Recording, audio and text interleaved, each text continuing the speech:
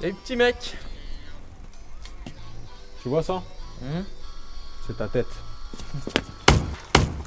Oh, y'a un bruit là. Oh. Ça va? C'est tout ce que t'as pour te défendre? Ouais. Tu vois ça là? C'est ta tête. On y va? Family and friends. If they don't know you at the door, then you ain't getting in. They got the TV going, the music is banging. People snapping their fingers, they dancing. Sur Bigger, abonnez-vous à XB. Allez, dégagez! Ça va! Bon alors tu t'appelles Car mais tu t'appelles aussi Psycho. Exactement. Alors d'où vient cette idée de Psycho? T'es un psycho en fait? Le truc, c'est que j'ai un vrai changement de personnalité quand je combats. Ouais. À l'extérieur, je suis vraiment quelqu'un de calme et posé. Et que, comme vous avez pu le constater, d'incroyablement gentil et tout ça. Nous aussi on était très très gentils. Hein. Pour le coup, on n'a pas risqué la vanne. Hein. Bon ouais, quand t'arrives sur un ring, boum, ça se transforme. Il y a C'est transformation Godzilla, quoi. complète, il y a beaucoup d'agressivité. Et voilà, c'est de là que vient l'origine de mon surnom. Tu fais du free fight? Je fais du MMA. Le free fight, c'est un terme c'est un ancien terme qui était Tu bosses dans les assurances quoi. Voilà, c'est ça, c'est à peu près ça. Nous on appelle ça MMA, donc Mixed Martial Arts. Alors, avant, c'était vraiment la rencontre de deux combattants qui venaient d'horizons différents. Ouais. Donc on avait souvent des oppositions type judoka contre boxeur ou lutteur contre karatéka. Aujourd'hui, on a tous les combattants sont complets. Ouais, c'est salade tomate oignon quoi. Voilà, exactement. T'as très bien résumé. Voilà. T'as tous les. Il y a un peu de sauce harissa, je pense, à la fin du combat. The same shiesty cats that you hang with and do your thing with could set you up and wet you up. Nigga, Et beat petit the par exemple, language. t'étais quelqu'un de bagarreur? Pas du tout. Je me suis jamais battu. Et je suis absolument pas quelqu'un de violent. J'ai commencé le judo quand j'avais 3 ans et demi. J'étais toujours dans une culture très martiale et c'est vraiment pas les valeurs qu'on nous apprend de se battre à l'extérieur et d'être quelqu'un de violent. T'es aussi issu d'une famille de judoka, ton frère Bien sûr. également, hein, Toute ma famille, judoka, toute ta famille. mes parents, mes frères et sœurs, tous. C'est drôle, Tout le monde a ouais. fait du judo ou du karaté. Je voulais être un combattant de MMA comme mon grand frère. Ouais. Il m'a transmis tout son savoir, il m'a tout appris et il a fait de moi le combattant que je suis aujourd'hui. Et t'es meilleur que lui là? Ah non. Il m'éclate toujours, il m'éclate toujours.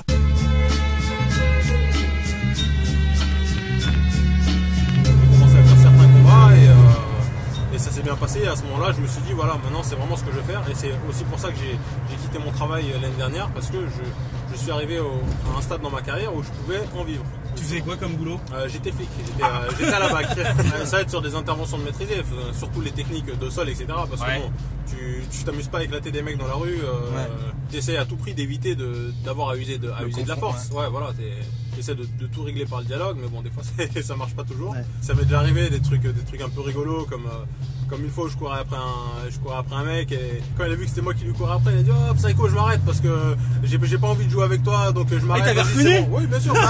C'est génial. Là où je travaillais, les mecs me reconnaissaient quotidiennement. T'étais où, à Neuilly? Non, j'étais à Sarcelles. Les gars, c'est Psycho, rends les malabars. Je me suis installé à Miami en novembre. Alors tu fais partie d'une ligue, c'est ça? Ça s'appelle le Bellator. Ouais.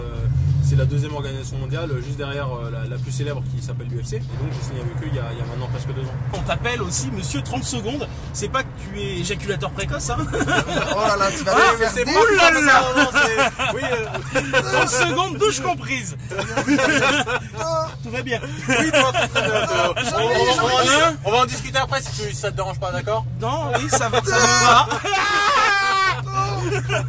Non, monsieur, 30 secondes, parce que tu mets des KO.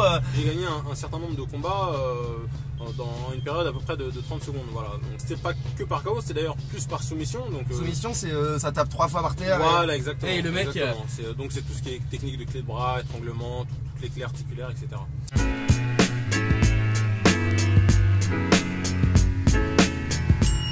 C'est un sport quand même super dangereux. Il y a des gros accidents. En termes de blessures, moi je me suis beaucoup plus blessé dans ma carrière de judoka. Il n'y a rien en MMA qui n'existe pas dans un autre sport de combat. Et c'est pour ça que c'est totalement absurde d'interdire la discipline en France, parce que bon, on n'a rien inventé mis à part les frappes au sol. Et aujourd'hui, c'est elle est pas les frappes interdite. au sol, et c'est pas les frappes au sol qui font le plus mal. Souvent tu finis le combat, tu prends le mec dans les bras, etc. C'est pas, t'as pas, Non, mais on voit pas non, mais ça. t'as pas de haine. Tiens, quand tu- reprends ton nez.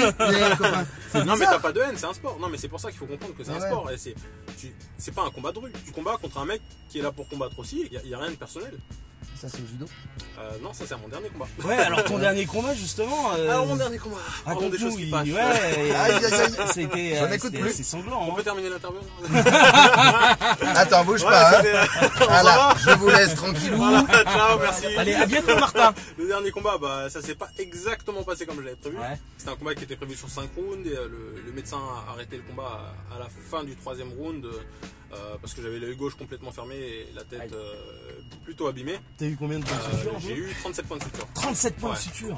Mais bon, ça, encore une fois, c'est une chose qui m'est arrivée qu'une seule fois dans ma carrière. C'est ta plus la grosse première défaite. Oui. Ça y est, il flippe là, Martin, tout va bien. Vous avez arrêté de Je l'ai parler calmé. de- C'est bon. On l'a calmé. Mais qu'est-ce que c'est qu'une défaite Ah, ça va, t'inquiète. on a le droit de mordre dans tes trucs ou pas? Non, non. Parce que moi j'y vais. Hein. Moi, j'ai rajouté- T'inquiète pas, tu mais il y va avec son allié. Pitbull, regarde, hop, c'est chaud. Allez, on embraye. Now that I escape, sleep, walk awake. Those who can relate know the world ain't kidding. Une fois que t'as fini en combat comme ça, J'avais qu'une envie, c'était de repartir au combat et là j'ai qu'une envie, c'est d'avoir ma revanche. et t'en fais combien par an de combat En moyenne 3 ou 4 combats par an. T'as 2-3 mois de prépa pour chaque adversaire et 4 combats c'est un bon rythme déjà. Et d'un point de vue business, ça se passe comment? T'es payé au combat? T'es payé Ouais. T'es payé au combat. Et quand t'es en bas, ça commence à 200 € et puis ça peut aller à plusieurs 200. millions d'euros. plusieurs millions Ah ouais? Bien sûr, bien sûr. Et t'en es où? Je suis T'es pas encore plusieurs aux millions ou plus aux 200? Tu te fais défoncer Je suis la pas- gueule je pour suis pas rien encore ou... plusieurs millions d'euros malheureusement. Il faut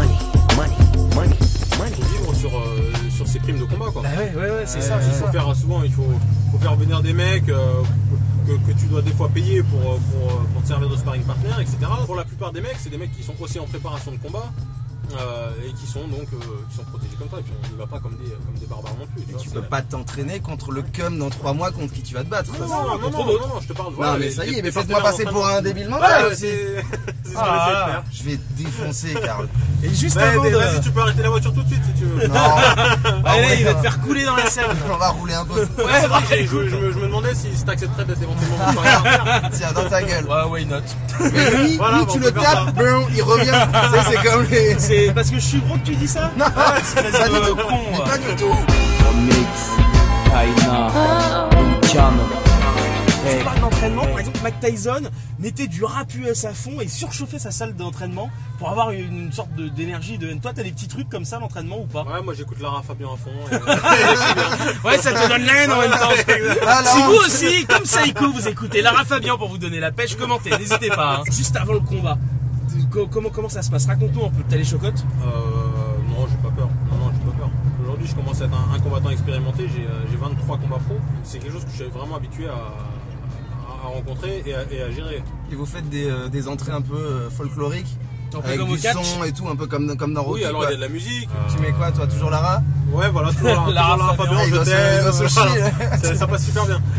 Non, je rentre toujours sur le combat continu de Kerry James. Voilà le son que j'attendais. Une période tendue. Quand je sors du 9-4, j'évite les coups tordus. Est-ce qu'il y a du dopage dans ce sport? Oui. Ouais. Oui. Ils prennent quoi les mecs alors? Ils prennent, je crois qu'ils prennent beaucoup de testo et hormones de Ouais. croissance. Hein. Ça donne plus de force la testo. Bon, les hormones de croissance c'est pour récupérer des blessures. Ils prennent beaucoup ça pour récupérer les blessures. Ah, ça ouais. récupère plus vite ça? Ouais. Et toi, t'as déjà proposé par exemple? Non, non. Il y a déjà des docteurs Maboul qui Non, pas du déboulent, tout. genre, Tu sais, j'ai toujours été encadré moi petit par belge. mon grand frère, donc c'est vraiment pas sa mentalité, au contraire. Tu es marié depuis combien de temps? Je suis marié depuis ça va faire 3 mois là à peu près. Ah oui, c'est tout nouveau. Et elle a pas peur, elle, par exemple, de te voir monter sur le ring? Ah si, elle a assisté à mon dernier combat là et Ouais. elle a eu très peur. C'est ça, ouais, forcément. Non, mais elle a tous le réflexe. Elle s'appelle évidemment. comment? Elle s'appelle Anna. Ah mais faut que je le fasse. Voilà, c'est bon. Et elle te demande pas d'arrêter, elle te dit Non, pas, non, surtout pas, parce que elle sait que c'est ma passion et elle voudrait certainement pas que je renonce à ma passion, parce qu'elle sait que c'est ça qui me fait vibrer, et que c'est ça qui me rend heureux, donc c'est même pas quelque chose qui est envisageable. Et elle a accepté de déménager à Miami, de te suivre, comme ça. C'est beau. Ouais, c'est beau. Vous habitez, Oui, dans- lâchez le petit C'est commentaire. beau, hein. lâchez votre larme aussi en même temps. Lâchez votre larme Ouais. en commentaire, c'est quand même. Ah, merde alors.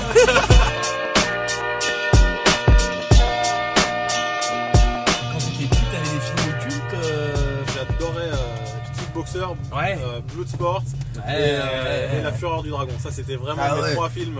La Fureur du Dragon, il est fou. Van Damme, par exemple, c'est un mec que tu connais? Non, je le connais pas. Je le connais pas personnellement. Tu penses que c'est une fiotte maintenant ou pas? Oh non, pas du tout. Non. Moi, tu sais, Van Damme, bon, c'est quelqu'un que j'ai beaucoup admiré étant gamin. Donc, moi, je serais super honoré de le rencontrer, vraiment. Tu as été aussi entraîné et coaché par Jérôme Le Banner, c'est ça hein? Coaché, non. Je me suis entraîné à plusieurs reprises avec lui. Ouais. J'étais assez souvent chez lui pour m'entraîner au Havre. Et c'est vrai que c'est un modèle, hein. Ça a toujours été un modèle pour moi. Et c'était un honneur la première fois que j'ai fait un entraînement avec lui. J'étais comme un dingue parce que pour moi c'était une légende. Jérôme, c'est une légende. C'était génial. Il y a une relève qui arrive bien et sûr, je je reçois souvent des messages de gens qui disent que voilà, je suis leur modèle, des trucs comme ça. Et ça, vraiment, c'est super touchant quand tu vois des petits jeunes de 14-15 ans qui te disent quelque chose comme ça. Ça fait chaud au cœur, vraiment. Si t'as envie qu'en France ça prenne un nouvel essor et on a besoin de toi. Oui, je sais, bien sûr. Mais allez, achète une doudoune. Allez, non, bien sûr, on a besoin de moi, mais on a besoin de moi en tant que combattant. On n'a pas besoin que je sois sur le territoire. Ouais. Tu vois, quand je combat, je représente la France. Et c'est comme ça. Ah, tu représentes la France? Bien sûr. Bon ben Karl Psycho, merci beaucoup de nous avoir accordé ce road trip ensemble. On va te laisser. Laissez-moi la voiture. Ouais, d'accord. Bon Martin, je dois vous le dire tout de suite, c'est une catastrophe au volant. Il m'a fait peur 2 ou 3 fois, mais j'ai essayé de pas trop le montrer. Donc voilà, je pense que je vais vous laisser et puis j'espère que vous aurez passé un bon moment en regardant l'interview. Ciao les gars. If heaven was a mile away. Would I pack up my bags and leave this world?